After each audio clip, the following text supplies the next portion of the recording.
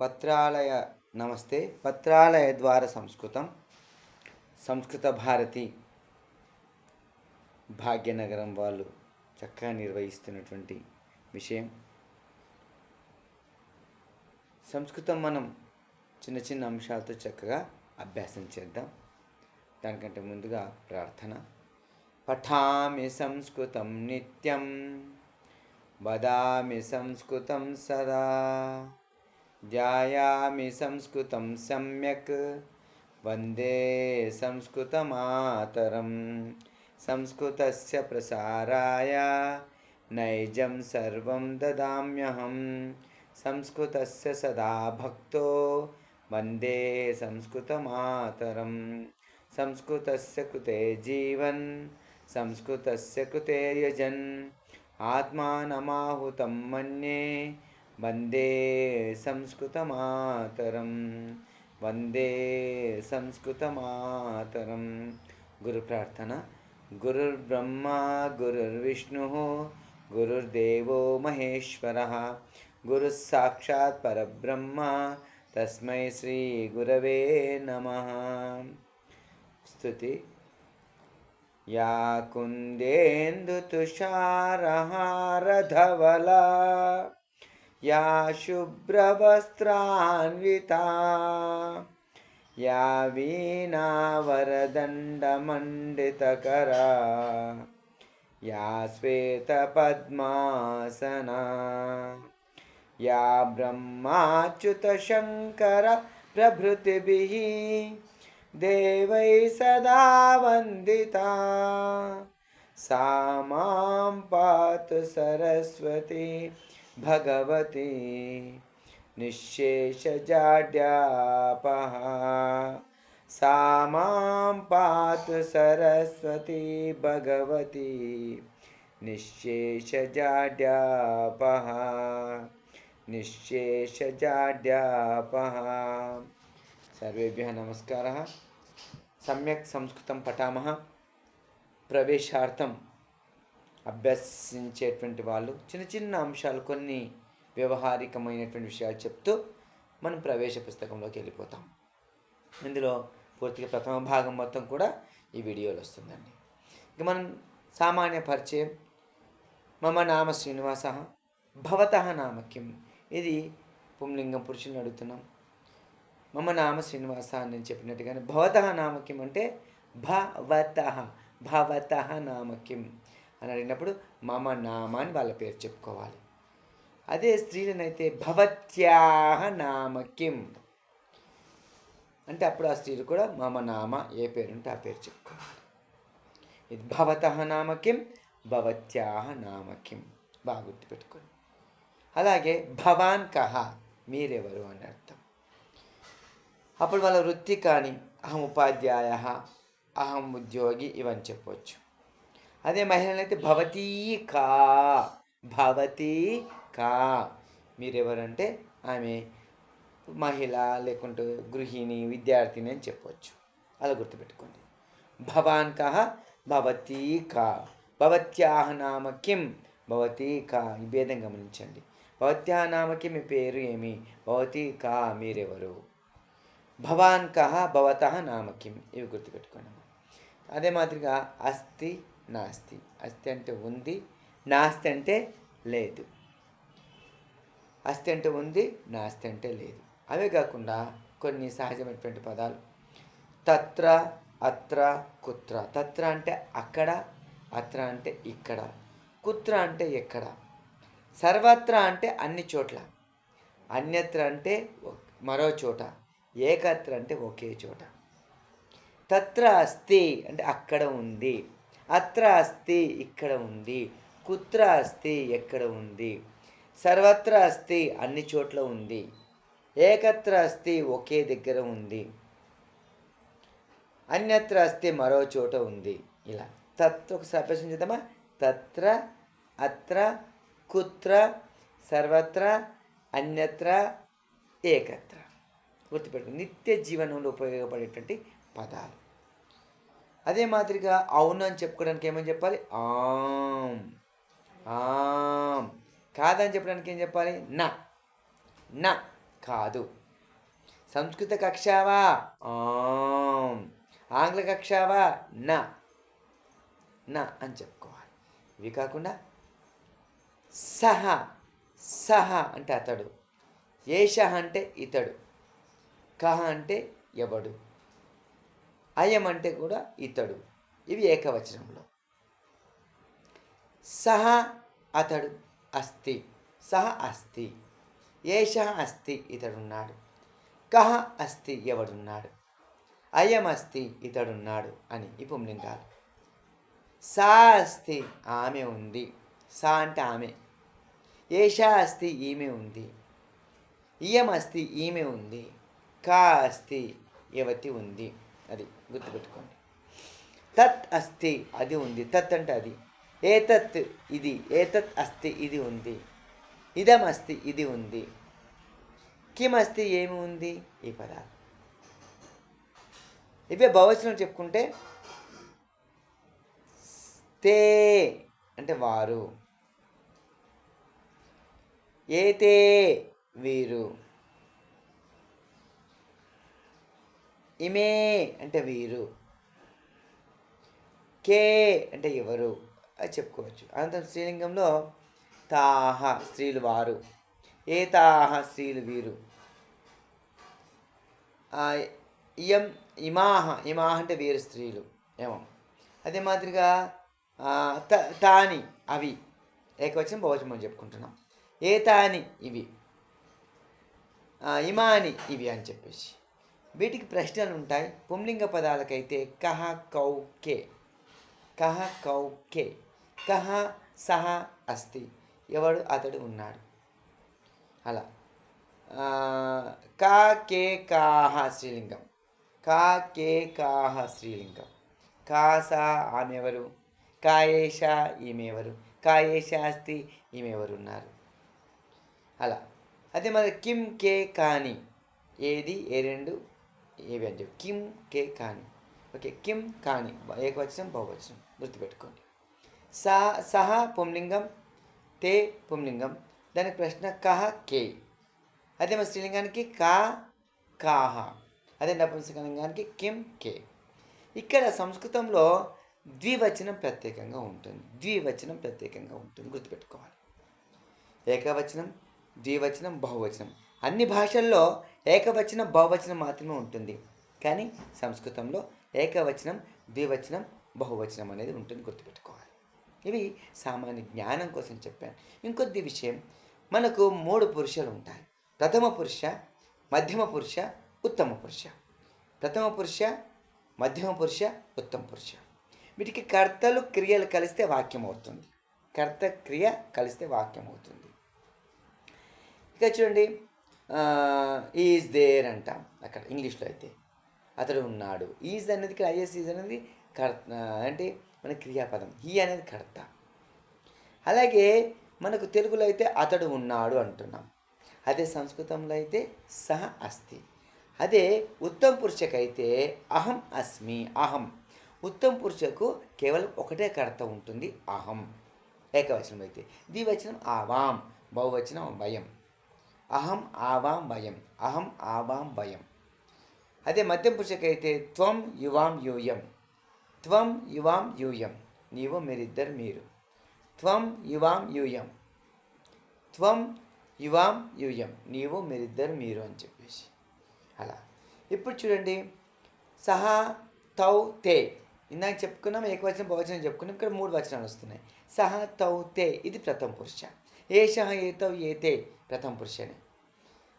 సా తే తాః ప్రథమ పురుషనే. ఏషా ఏతే ఏతాః ప్రథమ పురుషనే. తత్తే తాని ఏతత్ ఏతే ఏతాని ప్రథమ పురుషనే. కహ కౌకే ప్రథమ పురుషనే. ఇవన్నీ అనంతమైనటువంటి ప్రథమ పురుషులు ఉంటాయి. ఉత్తమ పురుషులు మళ్ళీసారి చెప్తున్నాను. ఉత్తమ పురుషులు అహం ఆవాం వయం. ఇది క్రియాపదం ఎలా వెళ్తుంది చెప్తాను చూడండి. అహం పఠామి, నేను చదువుతున్నాను. మధ్యలో చదువుతున్నామంటే ఆవాం పట, ఆవాం బాగా పలుకుతున్నప్పుడు పెదవి లోపలికి వెళ్ళాలి. ఆవాం పఠామహ, వయం పఠామహ. ఓకే, అహం అస్మి నేను ఉన్నాను, ఆవాం స్వహ మనిద్దరం ఉన్నాము, వయం స్మహ మనందరం ఉన్నాము. ఇది ఇంత ఇంకా అహం ఆబాం భయం తప్ప ఇంకా కర్తలు రారు కనుక రారు.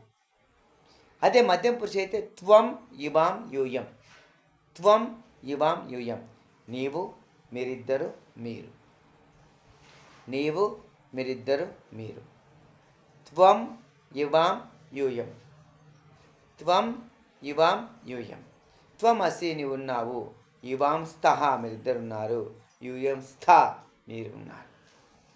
అలా త్వం అసి, త్వం స్థః, త్వం స్థ.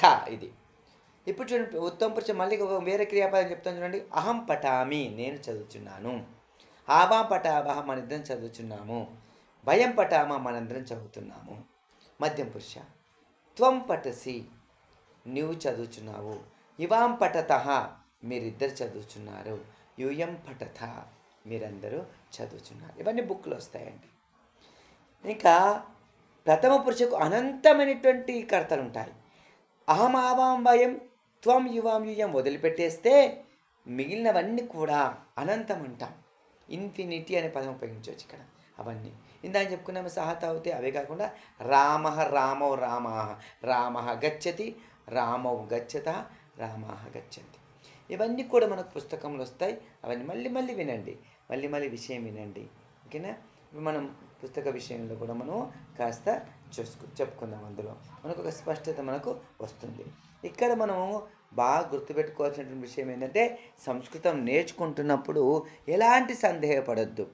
తప్పో ఒప్పో ధైర్యంగా గట్టిగా పలకండి, ధైర్యంగా గట్టిగా పలకండి. అందులో ఎలాంటి తప్పు పోయినా కూడా పర్లేదు. మొదట పలకాలనేటువంటి ధైర్యం మనకందరికీ ఉండాలి. నిత్యం మాట్లాడుతూ ఎవరైనా భాష నేర్చుకుంటారు. నిత్యం మాట్లాడుతుంటే ఎవరైనా కూడా చక్కని భాష నేర్చుకుంటారు. ఎవరైనా తోడుంటే వాళ్ళతో సిద్ధం అవ్వండి.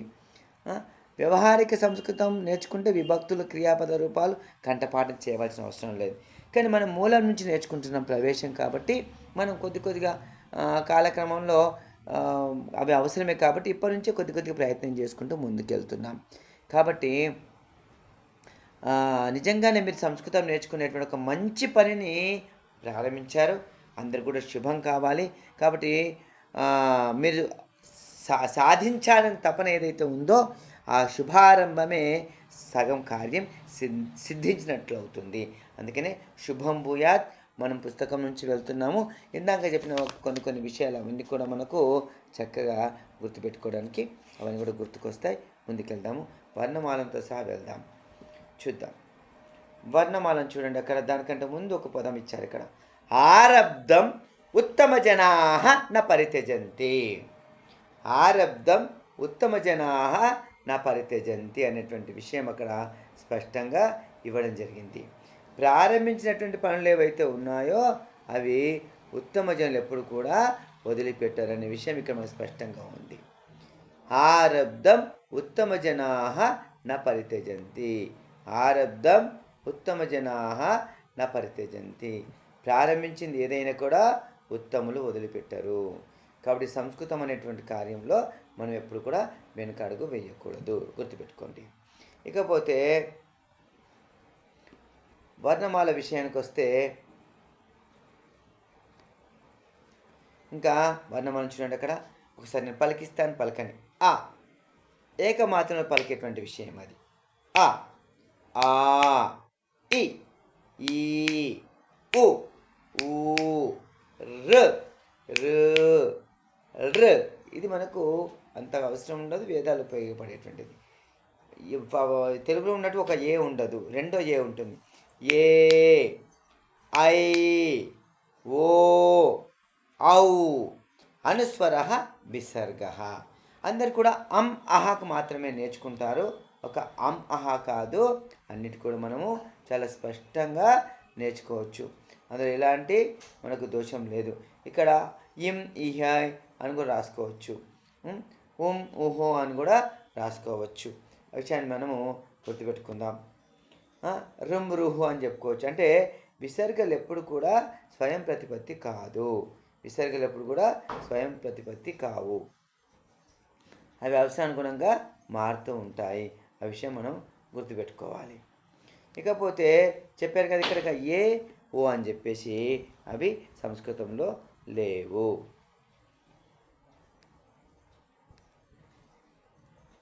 ఇకపోతే మనకు తర్వాత వచ్చేటువంటివి గుణింతాలు. చూడండి, ఈ గుణింతాలు స్వయం పోషకాలు కాదు, స్వయంగా పలకవు. ఏవైతే వొవెల్స్ ఉంటాయో వాటిని ఆధారంగా చేసుకొని ముందుకు వెళ్తూ ఉంటాయి. ఇకపోతే చూడండి, ఇక్కడ క అనే దానికి ఆ కలిసి ఉంది. క అయింది, నిజానికి క్ ప్లస్ ఆ విషయం మనకు తర్వాత ఇక్కడ ముందు పాఠంలో మనకు ఇవ్వడం జరిగింది. గమనించండి, ఇక్కడ చూడండి, ఇక్కడ ఈ హల్లులో కింద ఇచ్చిన రేఖ అచ్చు లేకుండా హల్లు ఉచ్చారణ అంటే కు అని అర్థం, నపుల్లాకారం అంటాం. వీటికి ఆ అనేటువంటి అక్షరం కలిస్తేనే మనకు కాయింది. ఇవి ఒకసారి పలుకుదాం. ఇవి 5 మనకు వర్గీయ వ్యంజనాలు అంటారు. ఇవి 5 25 ఇలాగే రాయాలి. అంటే కక్క గగ్గాలకు ఇన్య మకార స్థానం అవుతుంది. అంటే అంకం ఇన్యనే పలకాలి, మా రాయొద్దు. గంగా అని, అంచలం ఇలాంటివి ఒకసారి ఇవి పలకండి, చక్కని అభ్యాసం చేయండి. క ఖ గ ఘ ఞ చ ఛ జ ఝ ఇని ట ఠ డ ఢ అణ త థ ద ధ న ప ఫ బ భ మ య ర ళ వ అన్నప్పుడు పెద్ద లోపలికి వెళ్ళాలి. ష ష స హ అని. ఇలా కాకుండా మనకు ఇంకొక షా కూడా ఉంటుందండి, బాగా గుర్తుపెట్టుకోవాలి. శ్రీ అని దగ్గర మనము రాస్తాము. నేను ఇక్కడ ఒకసారి చూపిస్తున్నాను చూడండి. ఇంకో ఇది దీనికి రావత్తు పెట్టి మనము శ్రీ అంటాం. ఇదిగో ఇక్కడ ఉన్నటువంటి షా ఏదైతే ఉందో దానికి సంబంధించి మాత్రమే మనం ఉపయోగిస్తామండి, బాగా గుర్తుపెట్టుకోండి. అక్కడ ఏంటంటే మనకు ఈ శ్రీ కూడా మనకు అవసరమే, కాబట్టి ఇది ఒక లెటరు ఉంటుంది, బాగా గుర్తుపెట్టుకోండి. ఇక్కడ షా దగ్గర అది ఉంటుంది, అదే మార్గంగా గుర్తుపెట్టుకోండి.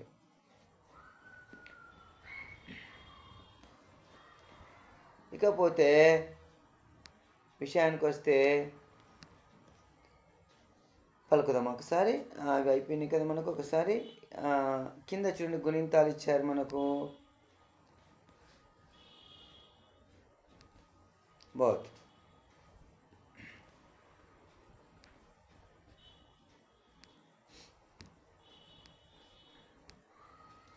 एकवारम् अत्र गुणितालापि एकवारं पश्यामः. చూడండి, అత్ర పశ్యామి. ఏక నిమిషం.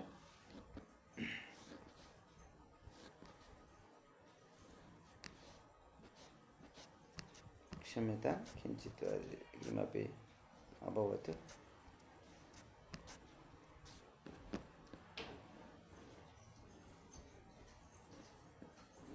भवतु नाम, अस्तु. इदानीमत्र गुणिन्तविषये अपि एकवारं पश्यामः. पश्यन्तु, तलकट्टु दीर्घम् అనేటువంటిది పైన ఇది ఫస్ట్ కా అనేటువంటి విషయం ఏదైతే ఉందో అది మనకు ఖచ్చితంగా వచ్చేటువంటి విషయం. అక్కడ గుర్తుపెట్టుకోవాలి. క క కా క కా కి కి కు కు కృ కృ కృ కే కై కౌ को कौ कम कहा. पुनरापि क का कि की कु कु कृ कृ कृ के कै को कौ कम कहा. ఈ చక్కగా మనం అన్ని గుణింతాలు రాస్తే చక్కని భాషా అభ్యాసము అవుతుందండి. ఆ విషయాన్ని గుర్తుపెట్టుకోండి. ఇకపోతే కొన్ని ఒత్తు పదాలు కూడా ఇక్కడ ఇచ్చారు. పశ్యంతు, తు ము కలిసి త్మా అయింది. ఒత్తు సంయుక్త అక్షరం ఎలా రాయాలి? షూ ప్లస్ నా స్న, తు ప్లస్ రు త్రియా, ఓకేనా? క ఖ గ్య వ్య గ ష స త గ్ల వ్ర డ్మ స్ర స్న త్వ గ్వ శ్చ జ్య శ్ల స్య జ్ఞ జ్ఞ స్న డ్వ శ్వ గ క్మ గ్య చ ఢ ష్ ధ. ఇలా ఇవి మళ్ళీ మళ్ళీ చదివితే ఉచ్చారణ గుర్తుంటుంది, మనకు అభ్యాసం అవుతుంది. ఇంకా కొన్ని పదాలు కలిస్తే, కొన్ని వర్ణాలు, కొన్ని అక్షరాలు కలిస్తే పదం అవుతుంది. అనేక వర్ణాలు కలిస్తే పదం అవుతుంది. దేవ, ఆత్మ, బాల, పఠతి. ఇక్కడ గుర్తుపెట్టుకోండి, పఠతి ఇట్లా కలిస్తే వచ్చేసింది. కొన్ని పదాల కలయిక వాక్యం అవుతుంది. బాల పఠతి ఇందని చెప్పుకున్నాం కదా, మనకు ప్రథమ పురుష వాక్యాలుగా చెప్పుకున్నాం. బాల పఠతి, సీత గాయతి అనేటువంటి విషయాలను పూర్తిగా చూసుకున్నాం. ఒక నిమిషం. ఇంకా మనకు చెప్పాను కదా, ఉత్తమ పురుషకు అహం ఆవాం వయం, మధ్యమ పురుషకు త్వం యువాం యూయం అంటుంది. ఇక్కడ మనకు వర్తమాన కాలంలో ప్రథమ పురుష ఏకవచనం అభ్యాసం ఇచ్చారు. ఒక్కసారి వీటిని మనం చదువుదాం. మనకు అందరికీ కూడా అర్థమైంది అనుకుంటాను. దీనికి సంబంధించినటువంటి విషయాన్ని మనము ఇంకొద్దిగా విభక్తి మన ధాతుల రూపంలో కూడా ఇవ్వడం జరుగుతుంది. ప్రస్తుతం మాత్రం ప్రథమ పురుష వాక్యాలు కొన్ని ఇచ్చారు, మనము వాటిని గమనిద్దాం. చదువుదామండి.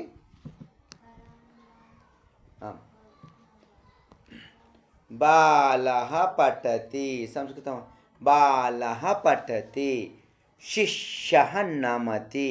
ఇట్లా చదవాలి, నేను చదివినట్టుగా చదవాలి. అగ్రజః వదతి, జనకః పశ్యతి, పితృవ్యః పృచ్ఛతి. మీరు కూడా అనండి, ఈజీగా ఉంటుంది.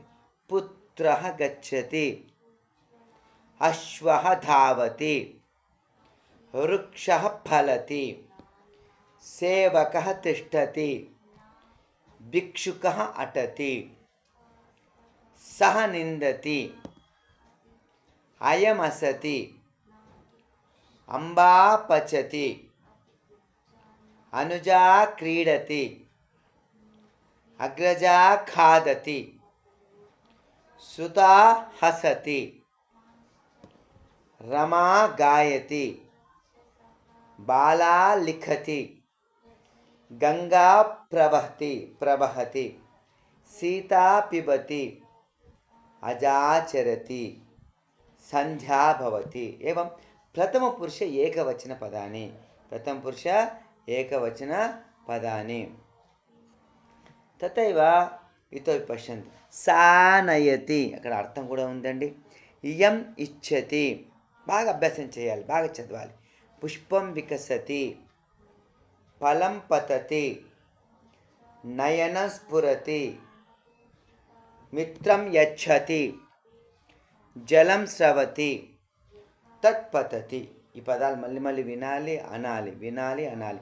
ప్రథమ పురుష థర్డ్ పర్సన్ ఏకవచన పదాలు. అలాగే కాస్త ద్వివచనం పక్కన పడేయండి, బహువచనంలోకి వెళ్దాం. ఇప్పుడు ఏకవచనం బహువచనం మాత్రమే చూద్దాం అభ్యాసం కోసం. బహువచనం, చిత్రకారాః లిఖంతి, భారవాహాః వహంతి, చోరాః ధావంతి, మూర్ఖాః నిందంతి, రజకాః క్షాళయంతి, తక్షకాః తక్షంతి, గాయకాః గాయంతి, నటాః నృత్యంతి, పాచకాః పచంతి, భక్తాః ధ్యాయంతి, ఏతే నమంతి, తే జిఘ్రంతి, ఇమే స్మరంతి. అనంతరం ఇతోపి పశ్యంతి, ఇతోపి సంతి, ఇంకా ఉన్నాయి. ఏతే వదంతి, మీరు అని అర్థం, ఇక్కడ అర్థం కూడా ఉంది. అందాః గచ్చంతి, చక్కని అభ్యాసం కావాలి, పలకాలి, ఉచ్చారణ మళ్ళీ మళ్ళీ చేయాలి. బధిరాః అఠంతి, కుబ్జాః ధావంతి, మూకాః తిష్టంతి, తంతువాయాః వయంతి, అజాః చరంతి, అంబాః యచ్చంతి, తాః వసంతి, ఇమాః పశ్యంతి, ఏతాః అసంతి, పుష్పాని వికసంతి, వాహనాని గచ్చంతి, ఫలాని పతంతి, తాని పతంతి, ఇమాని స్ఫురంతి, ఏతాని పతంతి. వృక్ష అనేది పుంలింగం, అవన్నీ గుర్తుపెట్టుకోండి. ఇక ఇక్కడ బాలక, జనక, భిక్షుక, గంగా, సీత ఇవన్నీ కూడా వ్యక్తుల పేరు, వస్తువుల పేరు, వీటి నామవాచకాలు అంటారు. ఇవే కాకుండా సర్వనామాలు కూడా మనం చెప్పుకున్న ఇందాక సహా, తౌతే అని చెప్పేసి పుంలింగ, స్త్రీలింగ, నపుంసకలింగ 3 లింగాల్లో ఉంటాయి. ఇతర భాషల్లాగా సంస్కృతంలో లింగాలు అర్థాన్ని అనుసరించవు, పదాన్ని అనుసరిస్తాయి. చూడండి ఇక్కడ వృక్ష పదాన్ని బట్టి ఉంటుంది పుంలింగం, లత స్త్రీలింగం.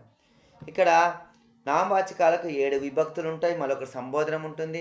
ఏకవచన, ద్వివచన, బహువచనాలు అనేటువంటి 3 వచనాలు ఉంటాయనే విషయాన్ని మనం శ్రద్ధగా గమనించాలి, చక్కగా నేర్చుకోవాలి. అలాగే కాస్త ముందుకెళ్ళిపోదాం. అదే మాదిరిగా ఇక్కడ మనం చూసారా, బాలః క్రీడతి, అట్లా పుంలింగమైన స్త్రీలింగమైన ఒకటే క్రియాపదము మనకు వస్తుంది అంతే. తెలుగులో అయితే స్త్రీకి వేరొస్తుంది, పురుషులకు వేరొస్తుంది. కానీ సంస్కృతంలో బాలః క్రీడతి, బాలౌ క్రీడతి ద్వివచనం, బాలాః క్రీడంతి.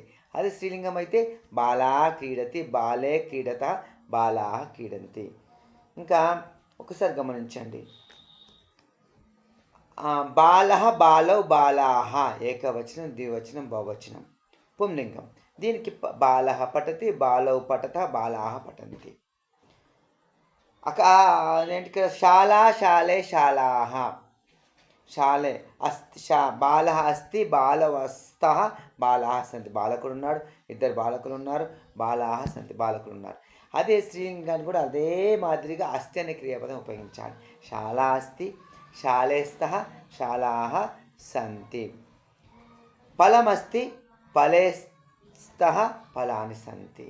ఇలా మనకు పుంలింగం, స్త్రీలింగ పదాలు, నపుంసకలింగ పదాలు ఉంటాయి. ఇది క్రియాపదం చెప్పాను ఇందాక. ఇవన్నిటి కూడా ఇలా పఠతి, పఠత, పఠంతి సందర్భోచితంగా చూడండి. అక్కడ అస్తు ముందుకెళ్ళిపోదాం. ఇక మనకి ఇందాక కొద్దిగా అభ్యాసం కోసం సర్వనామ శబ్దాలు ఉంటాయని చెప్పాను కదా, వాటికి సంబంధించినటువంటి విషయాలను ఒకసారి మనము చూద్దాం. బౌద్ధ ఏక నిమిషం పశ్యంతు కొద్దిగా భవతునాం అంతర్జాలస్య సమస్య భవతునాం.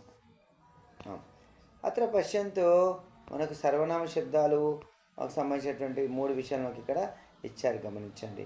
మామూలుగా 5వ విషయం చూడండి, ఏకవచనం. సా పుంలింగంలో సహ, స్త్రీలింగంలో సా, నపుంసకలింగంలో తత్. అంటే ఆమె, అతడు, అది అని అర్థం. ఇదానికి సంబంధించి అయం అంటే ఇతడు, ఇయం అంటే ఈమె, ఇదం అంటే ఇది. ఇక్కడ ఏష ఉంది చూడండి, ఇతడు. ఏష అంటే ఈమె, ఏతత్ అంటే ఇది. అలాగే ప్రశ్నలు వీటికి కహ ఎవడు, కా యవతి, కిం ఏది అని చెప్పేసి ఇలా వీటన్నిటి కూడా ఒక దగ్గర ఇచ్చారు చూడండి. పుంలింగం సహ తౌతే అర్థం కూడా ఇచ్చారు అక్కడ, అతడు, వారిద్దరు, వారు అని చెప్పేసి. సా తే తాహ ఆమె, ఆ 2 ఆమెలు, వారు స్త్రీలు అని అర్థం. తత్తే తాని అది, అవి 2 అవి అని చెప్పేసి. అదే మాదిరిగా అతడు చూడండి ఇంకోపి అయం అంటే ఇతడని అర్థం వస్తుంది, అతడు అని 2 అర్థాలు వస్తాయి హీలాగా. పుంలింగానికి అయం, ఇమౌ, ఇమే. స్త్రీలింగానికి ఇయం, ఇమే, ఇమాహ. నపుంసకలింగానికి ఇదం, ఇమే, ఇమాని. అదే మాదిరిగా గకారాంత ఏతత్ శబ్దం, ఏషః, ఏతౌ, ఏతే పుంలింగంలో. అంటే ఇతడు, వీళ్ళిద్దరు, వీరని. ఈ ఏష అంటే ఈమె, వీళ్ళిద్దరు ఈమెలు, వీళ్ళిద్దరు అని చెప్పేసి వీరు అని చెప్పుకోవచ్చు, వీరు అని చెప్పేసి బహువచనంలో. ఏతత్, ఏతే, ఏతాని సేమ్, ఇది, ఈ 2 ఇవి అని చెప్పేసి. అలాగే మకారంత కిం శబ్ద, కహ, కౌ, కే ఎవడు, ఎవరిద్దరు అని చెప్పేసి అక్కడ స్పష్టంగా ఎవరు అని చెప్పేసి. కా అంటే ఎవతే, కే అంటే ఎవరిద్దరు స్త్రీలు, కాహ అంటే ఎవరు స్త్రీలు, కిం అంటే ఏది, కే అంటే ఏ 2, కాని అంటే ఇవి ప్రశ్నలు. చక్కని అభ్యాసం చేద్దాం. కహ ఎవడు, కా యవతి, కిం ఏది అని చెప్పేసి గుర్తుపెట్టుకోండి. ఇక చిన్న విషయం ఇచ్చే చూడండి, సందర్భాన్ని బట్టి ఉపయోగించాల్సి ఉంటుంది. ఇక్కడ సహ వృక్ష అంటే అతడు వృక్ష అనదు, అది చెట్టు అని చెప్పాలి. అంటే పదాన్ని బట్టి అర్థం చేసుకోవాలి, అర్థమైందా? కాబట్టి సంస్కృతంలో పుల్లింగం అయినప్పటికీ కూడా అది మనం ఉపయోగించలో అది అవుతుంది తప్పిస్తే వేరవ్వదు, గుర్తుపెట్టుకోండి. సా లత అంటే ఆమె లత అనద్దు, ఏమనాలి, అది లత. అది తీగ అని చెప్పేసి అనాలి. ఇకపోతే మనం నేర్చుకునేటువంటి విషయాలను వీటిని మనం రాయాలి. చక్కని అభ్యాసము మనం చేయాలి. ఇందాక మనం నేర్చుకున్నాం కదండి, ఆ మాదిరిగా కలిపి రాసిండి అభ్యాసం చేయండి. గ్యా, నేను చెప్తున్నాను, గ్యా, బా, త్వా, మ, ష్య, ష్య, అది స్పా, త్ర, త్వా, మ్య, మ్యం, ఏవం అభ్యాసం చేయండి. ఇక్కడ క్రింది పదాలకు పుంలింగ, స్త్రీలింగ, నపుంసక పదాలుగా విడగొట్టండి అంటున్నాడు అక్కడ. చూడండి, నేను పుంలింగ పదాలు చెప్తాను చూడండి. బాలః, శిష్యః, సహ, పుత్రః, ఇవి పుంలింగ శబ్దాలు. 5 పదాలు వస్తాయి. స్త్రీలింగ పదాలు చూడండి. సుతా, సా, బాల, అంబ, అజ. వీటన్నిటి కూడా పఠతే అనే పదం వస్తుంది. నపుంసకలింగ పదాలు చూడండి. మకారం ఉన్నాయన్నీ కూడా నపుంసకలింగ పదాలు. ఇవి లింగ భేదాలు ఖచ్చితంగా నేర్చుకోవాలండి. ఫలం, జలం, తత్, పుష్పం, నయనం అని చెప్పేసి. ఇకపోతే ఈ ప్రశ్నలకు సమాధానాలు ఇవ్వండి అని చెప్పేసి మనకి ఇవ్వడం జరిగింది. ఇందాక మనం బుక్లో కొన్ని విషయాలు నేర్చుకున్నాం కదా, వాటిని ఆధారంగా చేసుకొని కూడా మనము చెప్పవచ్చు. చూడండి, కహా పఠతి, అవి అభ్యాసం చేసామా లేదా, ఎలా గుర్తించుకున్నాము అనేటువంటి విషయాలను గుర్తుపెట్టుకోవడం కోసమైనా సరే పుస్తకంలో పలికినటువంటి పదాలకి ఆ పదాలనే, ఆ వాక్యాలకి సమాధానాలుగా చెప్తే బాగుంటుంది. కాబట్టి నేను అవే చెప్తాను చూడండి. కహ పఠతి, బాలః పఠతి, కహ గచ్చతి. ఈ పుస్తకంలో ఉన్నటువంటి విషయాలు అంటే ఒక పాట నేర్చుకున్నాం కాబట్టి దానికి సంబంధించినటువంటి సమాధానాలు రాస్తే బాగుంటుంది. వేరే కాకుండా, వేరే రాసిన సరైనవే కానీ పుస్తకంలో ఉన్నాయి కదండి, అవి కాస్త స్మరణ శక్తి కోసం అవే చెప్తే బాగుంటుంది. నేను అవే చెప్తాను చూడండి. మీరు వేరే కూడా చెప్పినా నష్టం లేదు. పుంలింగాన్ని పుంలింగం, స్త్రీలింగాన్ని స్త్రీలింగాన్ని. రెండవది చూడండి. కహ గచ్చతి, పుత్రః గచ్చతి. కహ అటతి, భిక్షుకः అటతి. కా దావతి, పుత్రీ దావతి. కహ పశ్యతి, జనకः పశ్యతి. కా ఖాదతి, అగ్రజా ఖాదతి.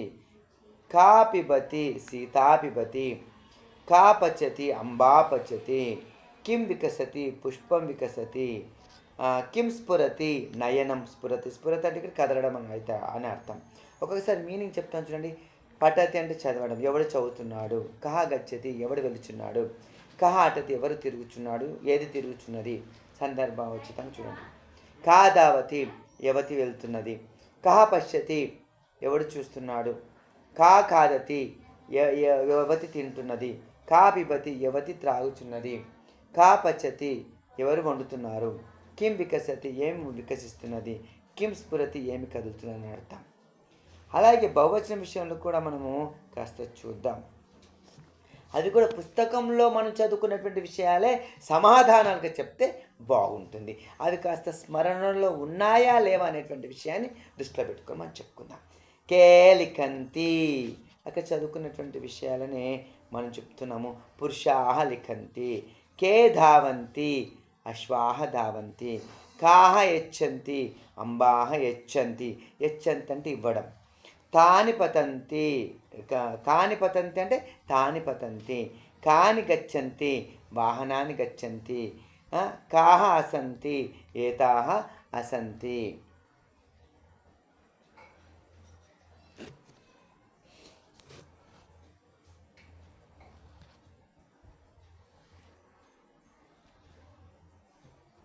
एक निमिषम् अस्तु। आन्तरिकतः अस्ति, पश्यन्तु। का चरन्ति, अजाः चरन्ति. के अटन्ति, बधिराः अटन्ति. के वदन्ति, एते वदन्ति. కాని స్ఫురంతి, ఇమాని స్ఫురంతి. ఇలా మనం వెనక ముందు చదువుకున్నటువంటి విషయాలను బాగా బహార్ చేసేసి వీటి సమాధానాలు చెప్తే సులభంగా మనము మాట్లాడవచ్చండి. ఇంకా చూడండి, సరైన పదాలను ఉపయోగించి క్రింది సమాధానాలు ప్రశ్నలు రాయండి. బాలః గచ్చతి, ఇక్కడ పుంలింగం కహ, స్త్రీలింగం కా, నపుంసకలింగం కిం. కహ అంటే ఎవడు, కా అంటే ఎవతే, కిం అంటే ఏది అని అర్థం. ఇక్కడ పదాన్ని బట్టి సమాధానం చెప్పండి. నేను చెప్తున్నాను చూడండి. बालः गच्छति। कः गच्छति? शिष्याः पठन्ति। के पठन्ति? बहुवचनं कदा? बाला पश्यति। का पश्यति? सेवकः तिष्ठति। कः तिष्ठति? जलं श्रवति। किं श्रवति? सः निन्दति। కహ నిందతి. ఇవన్నీ అర్థాలు మీరు ముందు చూసుకోవచ్చు, ముందు పాఠం చూసుకోవచ్చు. వృక్షాः ఫలంతి. కే ఫలంతి? పుస్తకం పతతి. కిం పతతి? సంధ్యా భవతి. కా భవతి? అనుజా క్రీడతి. కా క్రీడతి? భక్తాः నమంతి. కే నమంతి. ఏవం. కింద ఇచ్చినటువంటి పదాలు బహువచనం మధ్య పరివర్తనం కుర్వంతు, మార్చండి, పరివర్తయంతి ఇతర్థః. బాలకः గచ్చతి ఏకవచనంలో ఉంది, బాలకాः గచ్చంతి బహువచనంలో ఉంది. నేను మారుస్తున్నాను, వీలైతే మీరు కూడా అనండి.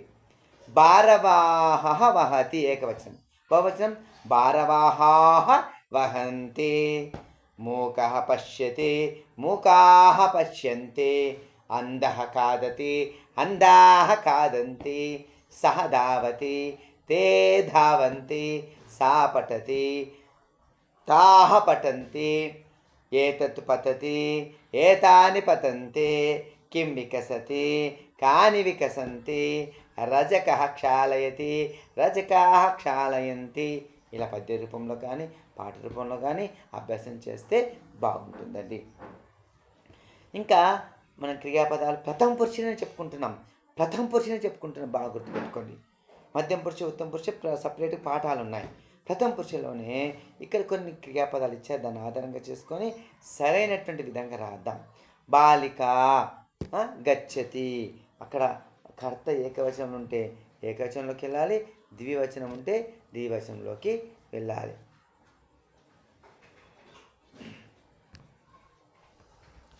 పశ్యంతు ఇతోపి. నటాः బహువచనమస్తి ఖలు. నటాः నృత్యంతి. భక్తः ధ్యాయతి. ఏతే అసంతి. పాచకాः క్షాళయంతి. వాహనాని తిష్టంతి. మూర్ఖः నిందతి. చోరः ధావతి. ఏతాः క్రీడంతి. ఏవం చూస్తూ అభ్యాసం చేయండి, సులభంగా ఉంటుంది. ఈ క్రింది పదాలను ఏకవచన బహువచనాలలో విడదీయండి. మీకు ఏం అభ్యాసం ఏందో, ఏకవచన పదాలు ఏంటియో బహువచన పదాలు ఏందో విభజించి కింద రాయమన్నాడు. నేను చెప్తున్నాను, శ్రద్ధ మీరు గమనించండి. కేవలం ఏకవచన పదాలు. సహ, అయం, కిం, సా, కా, ఏతత్, ఇయం, ఇదం, ఇవి ఏకవచన పదాలు. బహువచన పదాలు చూడండి. తాహ, ఏతే, ఇమే, తే, కాని, ఇమాని, ఇవి పదాలంటే మనకు. ఇవి చక్కగా అభ్యాసం చేయండి, మళ్ళీ మళ్ళీ వినండి. చర్వతి చర్వణం. తిన్నదే నమ్ములతో తింటే రుచికరంగా ఉంటుందట. చర్వతి చర్వణం. ఏది చేసినా మళ్ళీ మళ్ళీ చక్కగా చేస్తూ అభ్యాసంగా చేస్తే అది సులభంగా ఉంటుందట. ఇలా పాఠం కూడా అంతే. ఏదైనా కూడా నిత్యాభ్యాసం, నిత్య అధ్యయనం. సాధకుడు నిరంతర సాధన చేయాల్సిందే, చేస్తేనే సులభంగా వస్తుంది. ఇంకా వ్యవహారిక శబ్దాలు, మనం నిరంతరం మాట్లాడుకునేటువంటి వ్యవహారిక శబ్దాలు ఏంటో ఒకసారి మనం చూద్దాం.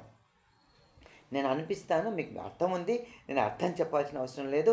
ఈ బంధువాచక శబ్దాలు ఇవన్నీ కూడా ప్రథమ పురుషంలోకి వస్తాయి. ఇప్పుడు జనక ఉందనుకోండి, జనక పఠతి, జనకుడు చదువుచున్నాడు అనేది గుర్తుపెట్టుకోవాలి. ఏషా జనక, ఇతడు జనక అని చెప్పేసి గుర్తుపెట్టుకోండి. ఇక్కడ పుంలింగ శబ్దాలు మాత్రమే ఇచ్చారు సపరేట్గా. చూడండి, జనక అనండి. పితా,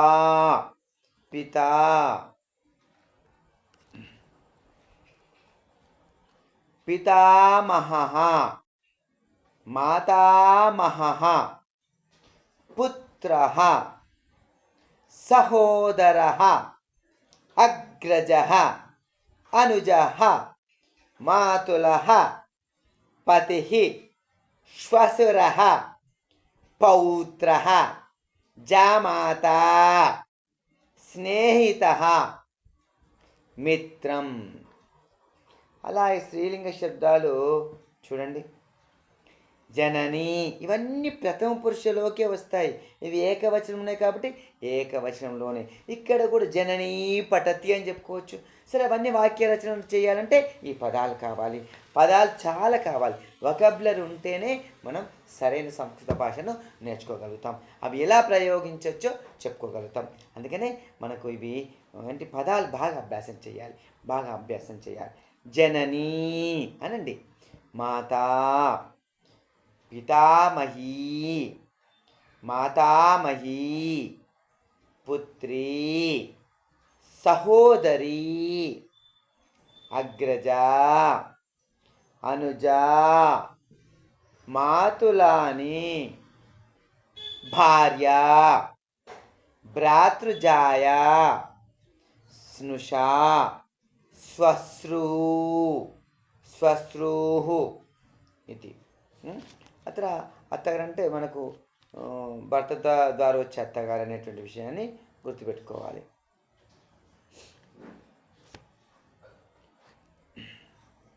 అస్తు. అనంతరం అగ్రే గచ్చామా. ఆ పదాన్ని బాగా గుర్తుపెట్టుకోండి.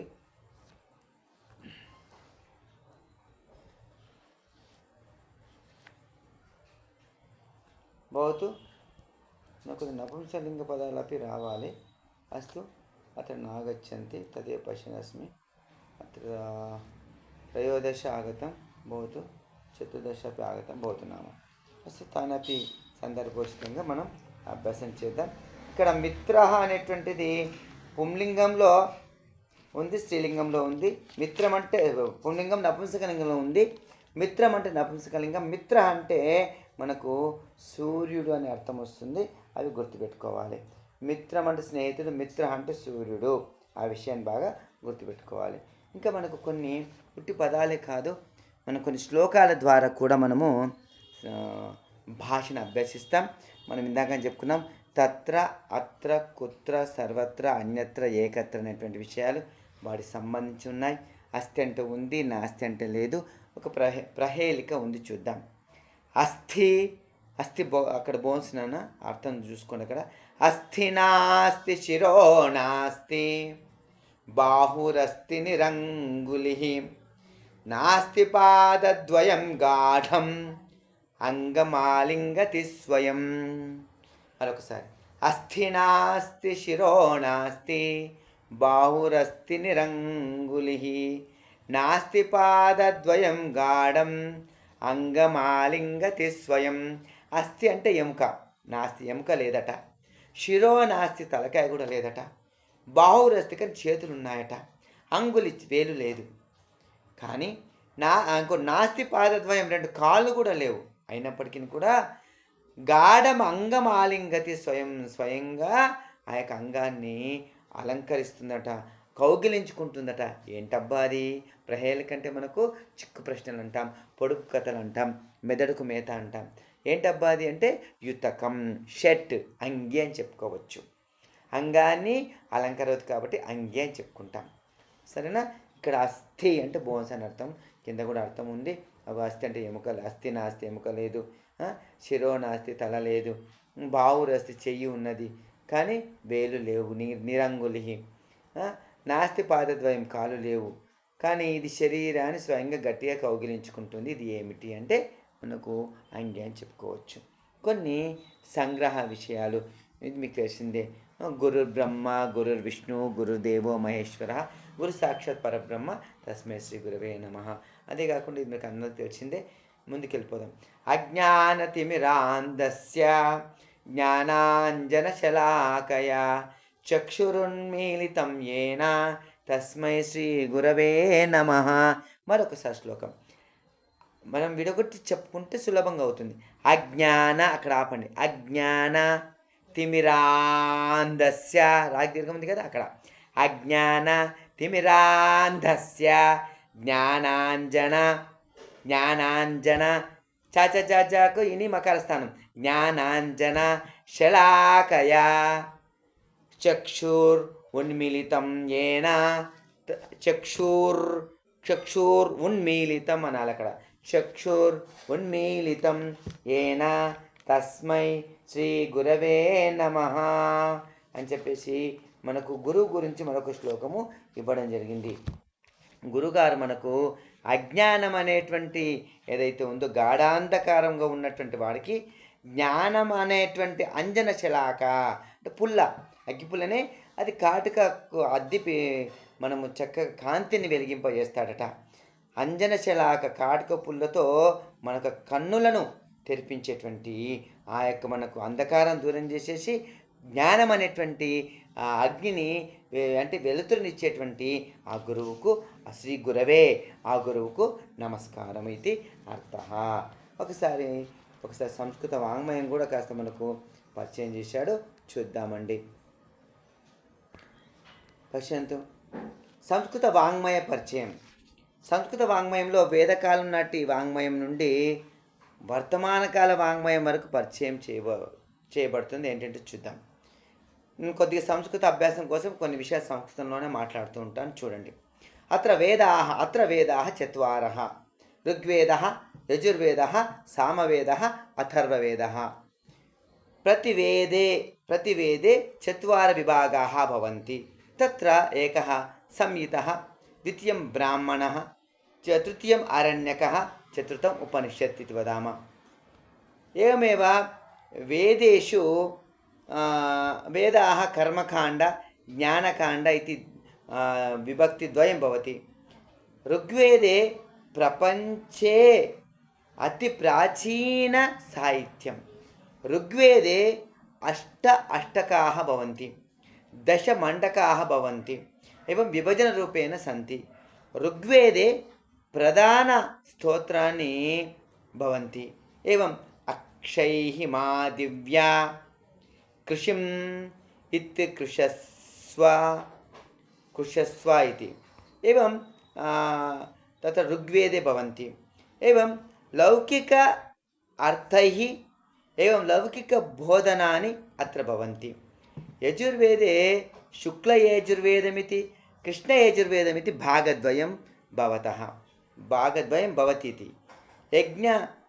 यज्ञेषु उपयोगकर मन्त्रैः यागविधि बोधन मन्त्रैः यजुर्वेदे भवन्ति.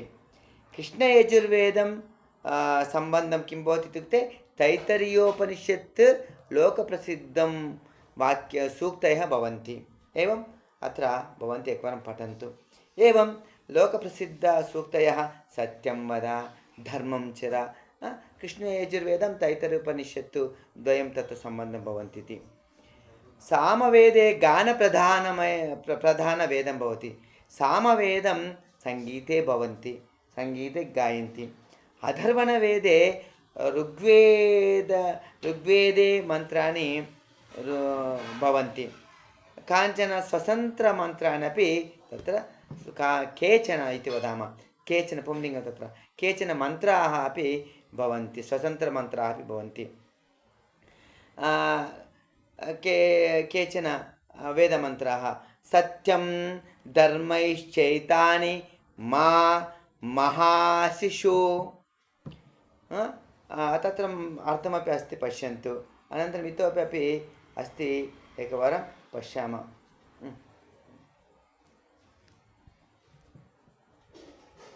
इतोपि पश्यामः. अत्र पश्यन्तु. मा गृधः कस्य स्विद्धनम् इति. ఇతరుల ధనం కోసం ఆశపడవద్దు ఇది. శం నో అస్తు ద్విపదే శం చతుష్పదే. మానవులమైన మాకు సమస్త ప్రాణులకు శుభం కలుగునుగాక ఇది అర్థ. వేదాన్ ఉత్తమరీత్యా అర్థం భవితుం షడ్ వేదాంగాः భవంతి.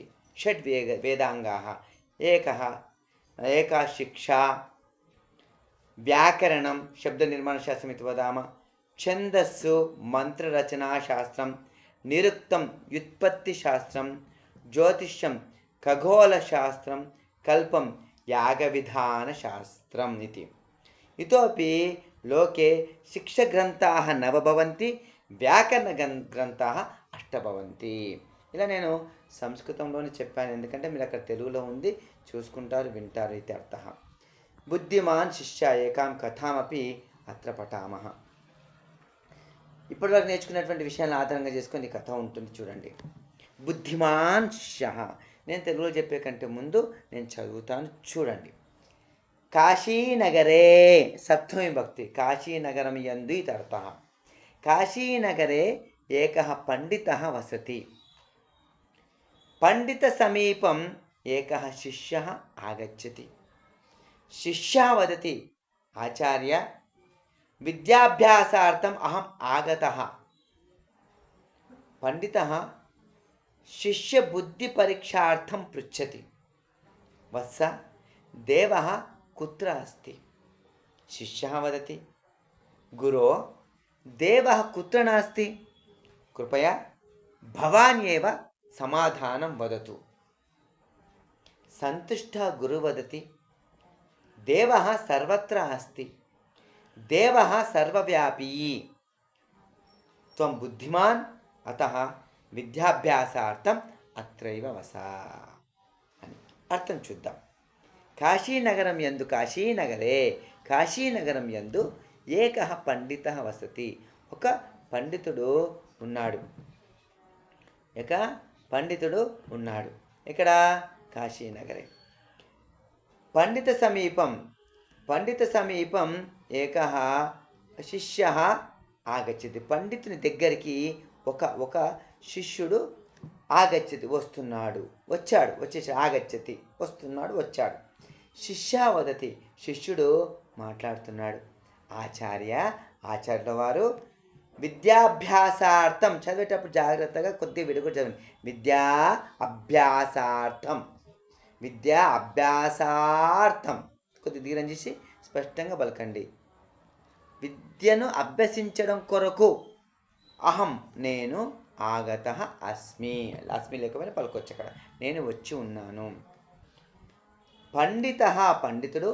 ఇక్కడ పెద్ద పదం చూడండి, ఇక్కడ శిష్య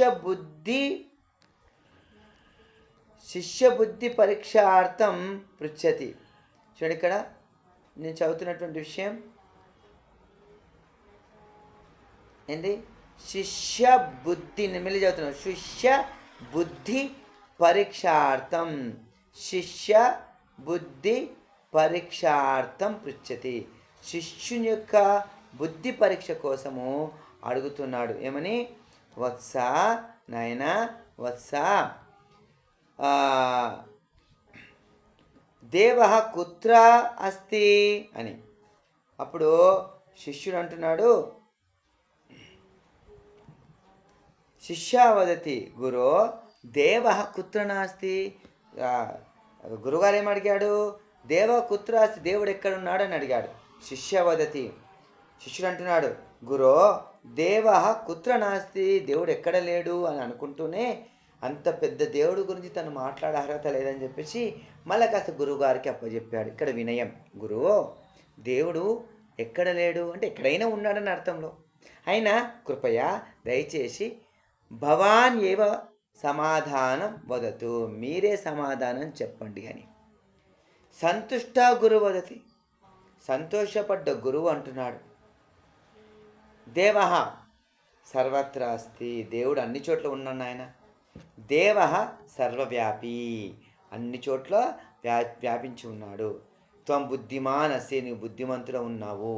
అతః విద్యాభ్యాసార్థం అత్రైవ వస, అందుకనే విద్యను అభ్యసించడం కోసం అత్ర, అత్ర అంటే ఇక్కడనే, ఏవంటే నొక్కి చెప్పడం అన్నట్టు.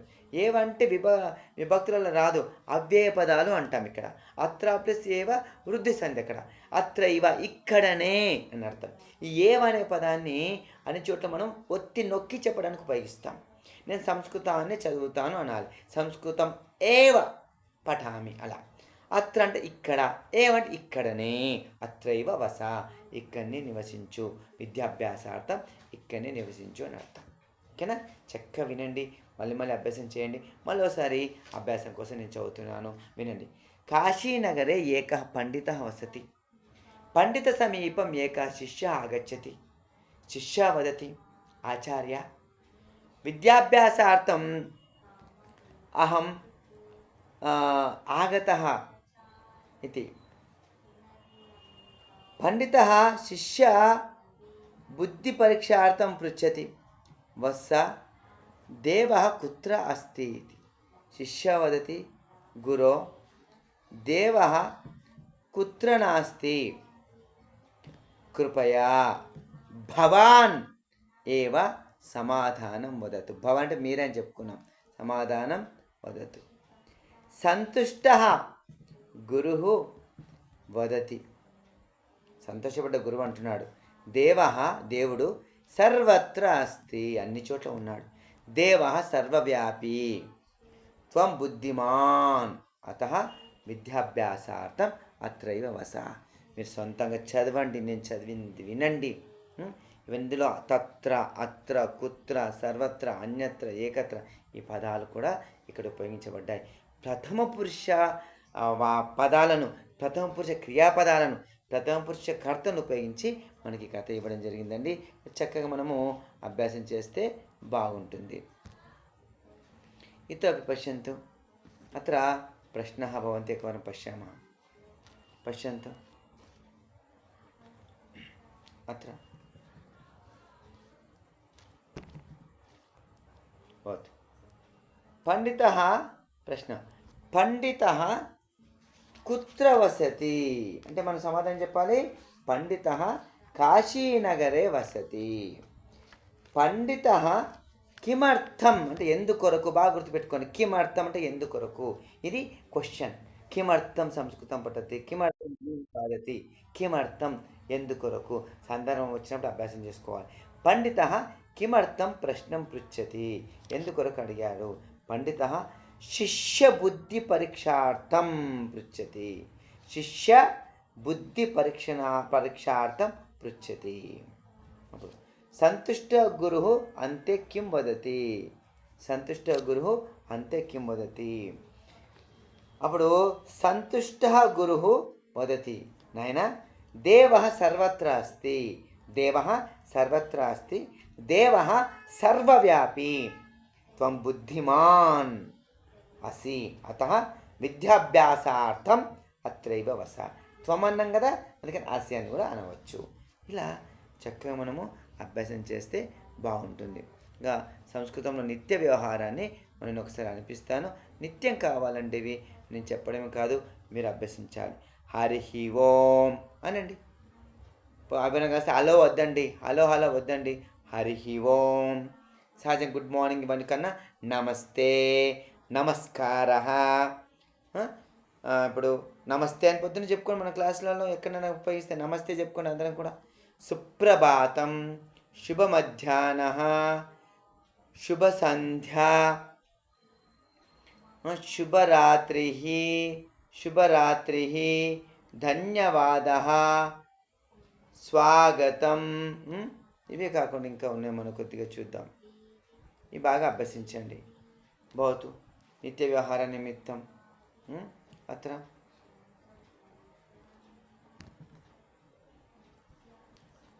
भवतु, अत्र पश्यन्तु,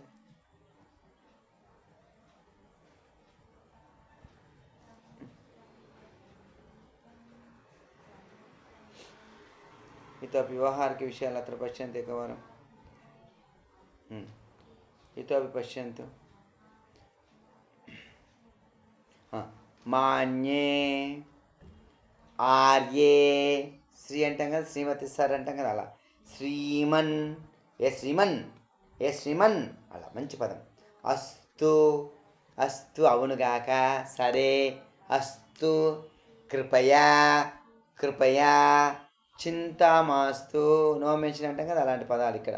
చింతా మాస్తు, క్షమ్యతాం, క్షమ్యతాం, క్షమ్యతాం, మన పదాలు ఉపయోగించేటువంటి విషయాల్లో క్షమ్యతాం అనేటువంటి విషయాలు। ఏక నిమిషం, పోతున్నాం। పునమిలామః, సాధు, సాధు సాధు, సాధు సాధు, ఉత్తమం, బహు సమీచీనం, శుభాశయాః, అభినందనాని, వినాలి అనాలి. బాగా గుర్తుపెట్టుకోండి. ఇంకా సుభాషిత విషయంలో అయం నిజ